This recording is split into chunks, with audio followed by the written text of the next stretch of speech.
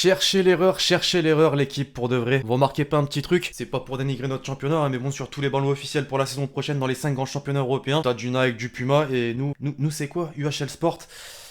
L'équipe, j'espère que vous allez bien. Aujourd'hui on poursuit cette fameuse série de vidéos. On regarde ensemble en fait les nouveaux maillots officiels des grands clubs européens pour la saison prochaine. À peu près tous on fait le pas, quasiment du moins. Et ça tombe bien, vous étiez nombreux dans les commentaires des dernières vidéos à me la réclamer. C'est parti très rapidement. Juste avant, je vous rappelle que cette vidéo est sponsorisée par OneFootball, l'application numéro 1 sur toute l'actualité du foot, gratuite. Bien évidemment, le lien est dispo dans la description. Pour ceux qui n'avaient pas encore capté d'ailleurs, l'application a une nouvelle identité visuelle.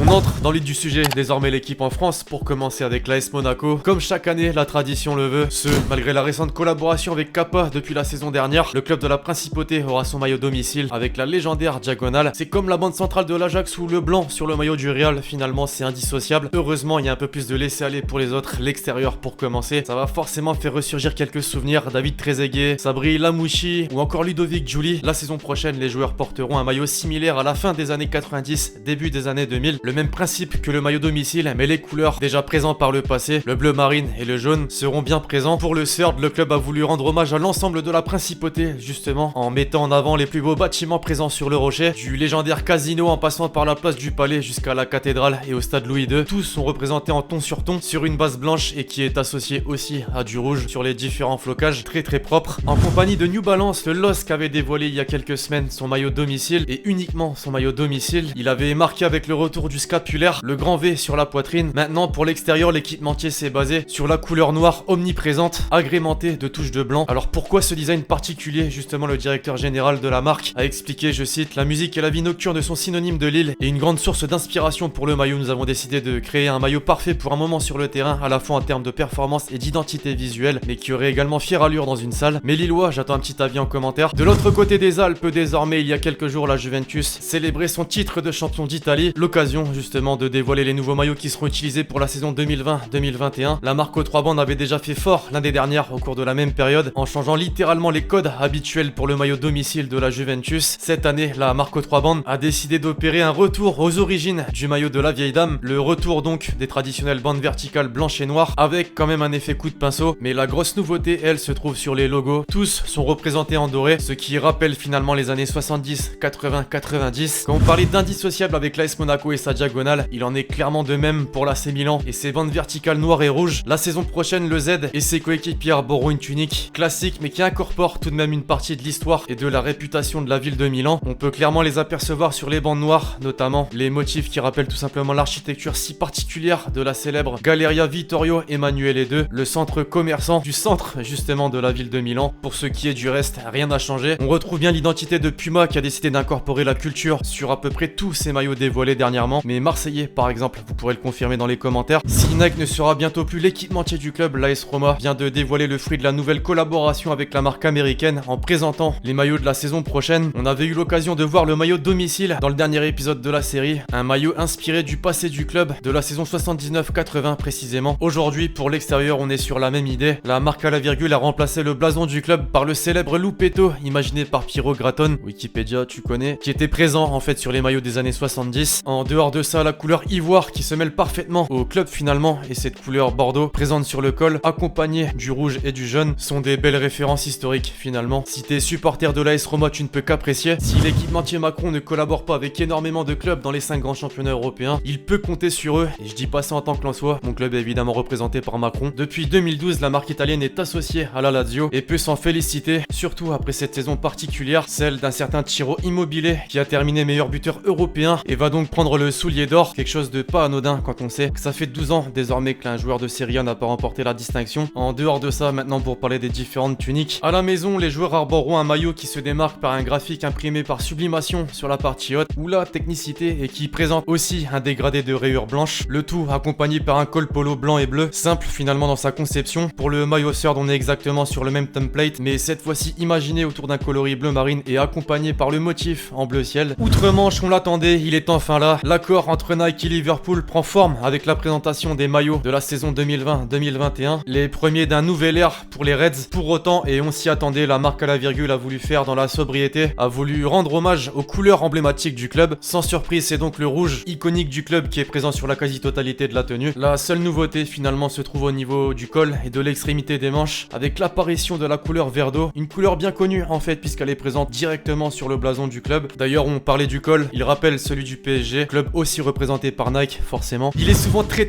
attendu, simplement puisqu'il est considéré comme l'un des plus grands vendeurs de maillots dans le monde. Manchester United, en compagnie d'Adidas à son tour, a dévoilé son maillot domicile pour la saison 2020-2021. Pas de surprise, le rouge est immortel, finalement indissociable. En revanche, la marque allemande a pris un petit peu plus de risques. On retrouve un imprimé graphique un petit peu particulier, avec l'apparition de quelques touches de couleur jaune qui est présente en fait sur le blason du club. De loin, c'est pas extrêmement choquant, mais d'après la marque, les détails complets sont visibles uniquement par le porteur, donc on a cherché une finition avec de la profondeur. L'autre club de Manchester, en compagnie de Puma, avait déjà fait le pas il y a quelques semaines avec son maillot domicile qui s'inspirait des mosaïques de la ville. Aujourd'hui, c'est au tour de l'extérieur. La marque allemande poursuit son mélange de culture et de sport en introduisant quelque chose qui s'inspire directement de Castlefield et du canal de Bridgewater. Le maillot se dévoile donc avec un motif imprimé en ton sur ton qui se distingue par ses éléments bleu foncé et noir et intègre aussi des détails en cuivre, notamment avec les logos. Finalement, il complète parfaitement le maillot domicile. Parmi tous les mastodontes qui collaborent avec Nike, les Spurs de Tottenham s'y mettent aussi. À l'image des maillots utilisés depuis plus de 100 ans, le nouveau maillot domicile 2020-2021 des hommes de Mourinho se distingue par un mélange de blanc et de bleu marine, des couleurs qui cette fois-ci se retrouvent accompagnées par une touche de jaune sur le col et un motif géométrique assez particulier sur le torse. Pour l'extérieur, le coloris vert déjà présent lors de la saison 2018-2019 sera bel et bien de retour. Par contre, associé à des touches de rose fluo et de jaune, plutôt improbable là pour le coup. Quoi de mieux pour Arsenal et Adidas que de remporter une FA Cup quelques jours après la présentation des nouveaux maillots de leur club pour la saison prochaine. Chaque année, le maillot domicile est toujours un élément particulier pour les supporters des Gunners. Or, conserver les codes historiques tout en utilisant des codes nouveaux pour se réinventer en permanence n'est pas forcément un exercice évident. Pour autant, la marque allemande a fait son travail une nouvelle fois en utilisant les deux couleurs traditionnelles, le rouge et le blanc, tout en incorporant un graphisme particulier. Les chevrons apparents en fait s'inspirent du A qui se trouvait au centre de l'écusson géométrique utilisé par le club entre 1936 et 1949. Une belle symbolique donc. En Espagne, s'il a bien un endroit où on attend toujours la présentation des maillots pour la saison à venir, en ayant toujours sa petite idée, c'est bien à Madrid, en particulier au Real. Les supporters les plus fidèles se rappelleront forcément de la saison 2014-2015, là où le rose fluo se démarquait. Aujourd'hui, Adidas en fait sa première source d'inspiration. Cette couleur se retrouve donc sur les trois bandes, sur les flancs et sur le bas de la tenue. Très simple finalement dans sa conception. Pour l'extérieur, on est sur le même schéma. Cette fois-ci, le fameux coloris rose printanier se retrouve sur l'intégralité de la tenue et s'accompagne par des accents bleu foncé. L'autre club de Madrid et Nike avait dévoilé il y a quelques semaines son maillot domicile, représenté d'une façon traditionnelle avec les fameuses rayures verticales rouges et blanches, présentes cette fois-ci sous une forme apparente légèrement déformée. Aujourd'hui, la marque américaine poursuit avec l'extérieur qui met en avant le bleu marine et qui se complète de rouge au niveau du large col rond et des différents sponsors visibles. En fait, l'équipe, c'est le maillot que je préfère dans cette vidéo. Bon, j'ai l'impression de me répéter, mais je me rends compte que Nike a établi le même scénario un peu partout. On dévoile d'abord le maillot domicile, on enchaîne quelques jours plus tard avec l'extérieur. Les supporters du Barça à leur tour peuvent dès à présent aller en boutique, chercher le nouveau modèle que les joueurs porteront lors des déplacements. Tout le monde, je pense, se souvient de la saison 2011-2012 où le noir faisait pour une des rares fois apparition. Il est de retour sous un aspect visiblement marketing, avec sa sobriété et l'ajout de cette touche dorée qui vient sublimer l'ensemble. Le maillot extérieur qui casse complètement les codes du domicile en attirera certainement plus d'un, moi le premier d'ailleurs. Certains devraient peut-être s'en inspirer. Contrairement aux autres clubs européens, le BVB dévoile chaque saison un maillot cup qui est utilisé durant les matchs de coupe du club pour l'exercice 2020-2021. Voilà à quoi on aura le droit. Un maillot qui se démarque par un blanc largement dominant et de différentes touches de gris et de jaune qui apparaissent avec parcimonie. Alors je sais pas vous, mais pour moi on dirait un maillot du Tour de France. Pour finir, on quitte les 5 grands championnats européens. D'abord au Portugal, à tous mes abonnés d'origine portugaise. J'étais obligé avec ces maillots du Benfica Lisbonne. Ça fait déjà quelques années finalement qu'Adidas met la sobriété en avant à la base de tout. Cette année, une fois de plus, c'est un maillot très classique que les joueurs du club porteront puisqu'on ne retrouve que des détails dorés au niveau des logos et les 3 bandes Adidas noires sur une base entièrement rouge. Pour l'extérieur, on est sur le même principe avec un mélange de noir et de blanc. Enfin, le petit clin d'œil à tous mes Turcs supporters, notamment du Galatasaray. En reprenant le orange et le rouge, Nike ne pouvait pas se tromper. Concrètement, visible sur les tenues du club depuis plus de 100 ans, ces deux couleurs sont toujours présentes sur le nouveau maillot domicile, mais à la différence des saisons passées, c'est un motif pour le moins original, on peut dire, qui a été mis en place et qui s'inspire de la notion de fumée, celle des fumigènes des supporters notamment, et qui sépare donc les deux couleurs. Pour l'extérieur, on est sur la même inspiration, en revanche sur une base noire. C'est le rouge qui vient apporter du relief. Quant au blason, lui, grande première, il est en monochrome de couleur jaune. On dirait un maillot training, c'est sûr. Bref, voilà l'équipe, c'est tout pour cette vidéo sur les nouveaux maillots maillot des grands clubs européens pour la saison prochaine. J'espère vraiment que vous l'avez kiffé. Je compte sur vous, c'est le cas, pour lâcher le gros pouce bleu. Donnez-moi votre avis sur tout ce qu'on a pu voir aujourd'hui. Et puis d'ici là, on se retrouve très vite sur la chaîne pour de nouvelles vidéos. C'était Lexity.